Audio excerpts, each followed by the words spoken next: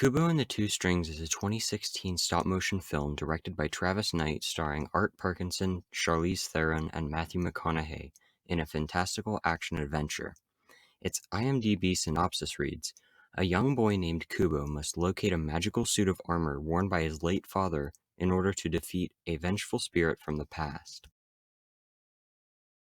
This one isn't nearly as hard to describe as Jupiter Ascending. That's nice. Anyway, enough mucking around. Roll that intro. Welcome to Blockbuster Analysis, a series where I go over films that were either incredible successes or colossal failures and analyze what could have caused either of those results to occur, from release dates to critical response, and then go over the box office results and aftermath from said success or failure. Kubo and the Two Strings was made by arguably the most well-known stop-motion studio, Laika. Its director, Travis Knight, made his directorial debut, so it wasn't going to be successful simply because of his directorial contributions. The significantly more well-known portion of this production was its cast. Charlize Theron was fresh off of her success as an action heroine in Mad Max Fury Road, as well as having starred in films like Snow White and the Huntsman and Prometheus. Matthew McConaughey, who is mostly known for rom-coms in the mid-2010s, was riding high on success after starring in films such as The Wolf of Wall Street, Interstellar, and most notably, Dallas Buyers Club, for which he won the Academy Award for Best Actor.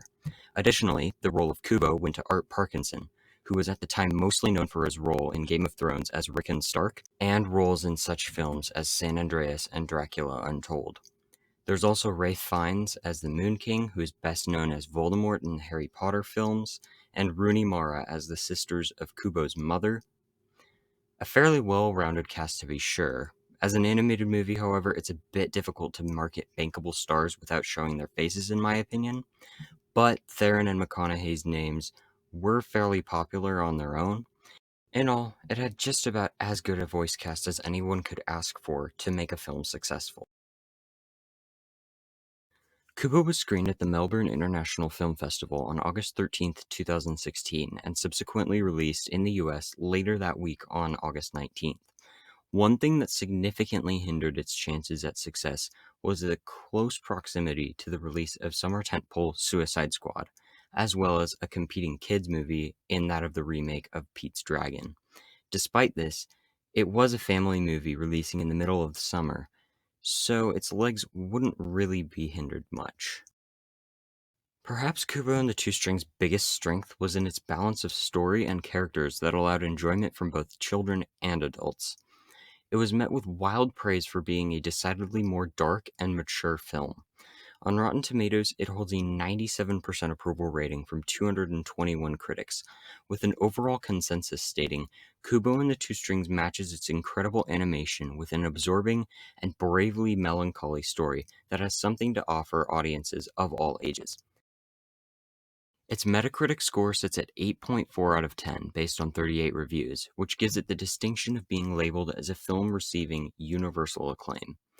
CinemaScore, which polls audiences, found that audiences were giving the film an A score on a typical A+ to F scale. Overall, its critical response was overwhelmingly positive, and I'm surprised that word of mouth didn't spread much to carry it to success. Again, just about every aspect of Kubo was perfect for success at the box office. Speaking of which, Kubo debuted short of expectations and made $12.61 million domestically in its opening weekend from 3,260 theaters, averaging about $3,867. It finished fourth behind the aforementioned Suicide Squad, as well as Holdover Sausage Party and fellow newcomer War Dogs, and a little over $1 million ahead of Pete's Dragon. In its second weekend, it dipped a very respectable 37.8%. to $7.84 million, averaging $2,392 from 3,279 theaters, adding 19 from the past week. Surprisingly, it actually moved up a position in the box office rank, rising to third behind Suicide Squad and the #1 debut of Don't Breathe. In its third weekend, the 4-day Labor Day weekend, it dipped just 18.7% to $6.38 million from 2,985 theaters, a decrease of 294, and averaged $2,135 per theater. It made a total of $8.76 million over the long weekend. It continued to fall relatively slow week to week until its 15th week when it was pulled out of theaters in the US with a domestic total of $48,023,088. It wasn't too bad for an original animated property that was essentially an indie movie and quite respectable considering its modest $60 million budget.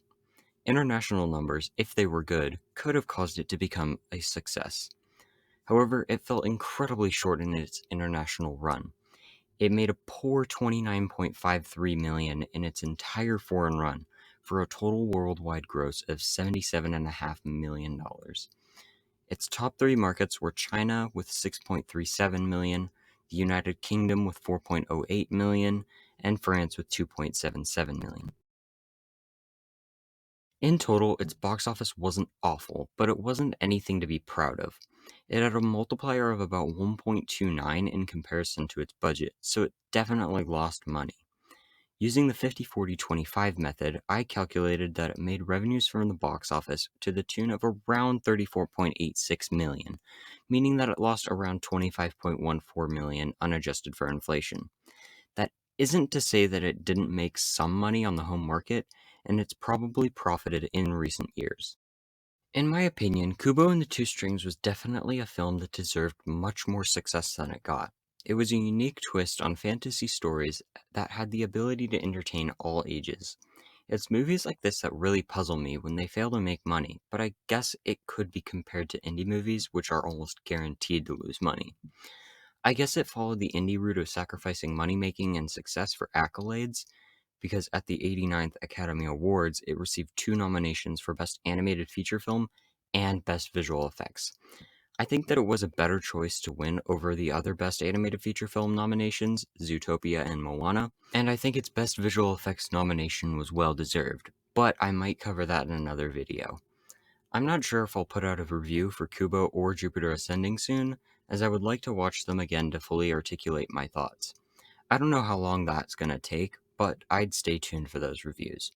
To conclude, I can't think of any other cause for Kubo to fail at the box office other than being released in close proximity to other summer tentpoles. Every other aspect of it points to a surefire hit, so I cannot justify giving a runner-up reason for its failure.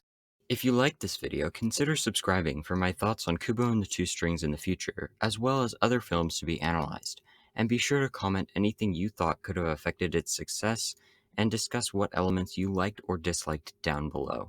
Have a fantastic day, all. I'll see you next time.